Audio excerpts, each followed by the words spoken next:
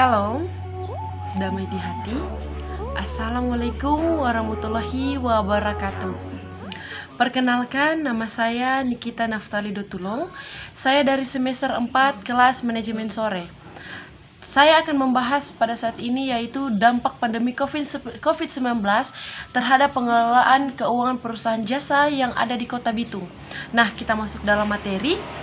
Pandemi virus corona di Indonesia mulai mempengaruhi performa keuangan sektor transportasi PT WH Transportasi Indonesia Tbk. Dilema. Pada bulan Maret 2020, penyebaran virus mulai merebak secara global sehingga mempengaruhi segmen jasa angkutan penumpang dan jasa angkutan antar kota. Berdasarkan publikasi laporan keuangan perseroan Senin tanggal 6 bulan 4 2020, perusahaan WH memperkirakan pendapatan bakal turun signifikan di bulan Maret 2020. Penurunan pendapatan di bulan Maret 2020 ini diperkirakan sekitar 50% dibandingkan dengan bulan yang sama pada tahun yang lalu. Tantangan, manajemen WH melanjutkan perlambatan perekonomian global dan dampak negatif yang terjadi pada pasar finansial utama di Indonesia yang diakibatkan oleh penyebaran pandemi ini telah menimbulkan volatilitas yang tinggi pada nilai wajar instrumen keuangan, terhentinya perdagangan dan gangguan operasional perusahaan. Selain itu, hal ini juga mengakibatkan pasar saham yang tidak stabil, volatilitas nilai tukar mata uang asing dan likuiditas yang ketat pada sektor-sektor ekonomi tertentu di Indonesia, termasuk industri transportasi yang ada di Kota Bitung.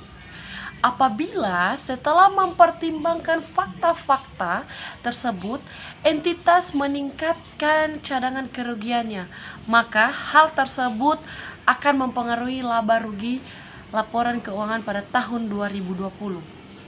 Antisipasi, bila hal ini terus berlangsung secara berkelanjutan, ini akan berdampak terhadap keuangan dan operasional WH, kata manajemen WH. Dalam menghadapi ketidakpastian ini, manajemen WH telah melakukan sejumlah langkah strategi. Yang pertama, mengkomunikasikan kepada pihak internal WH mengenai keadaan bisnis untuk membangun solidaritas karyawan dalam menghadapi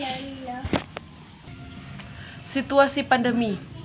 Yang kedua, berkomunikasi kepada pihak eksternal perusahaan seperti perbankan, OJK, dan BEI mengenai situasi dan respon manajemen dalam menghadapi virus corona.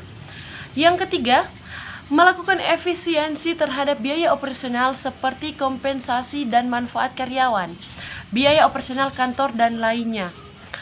Yang keempat, penerapan kebijakan bekerja dari rumah, work from home, dan yang terakhir, yang kelima, pengajuan relaksasi pembayaran finansial kepada lembaga perbankan terkait pinjaman perusahaan.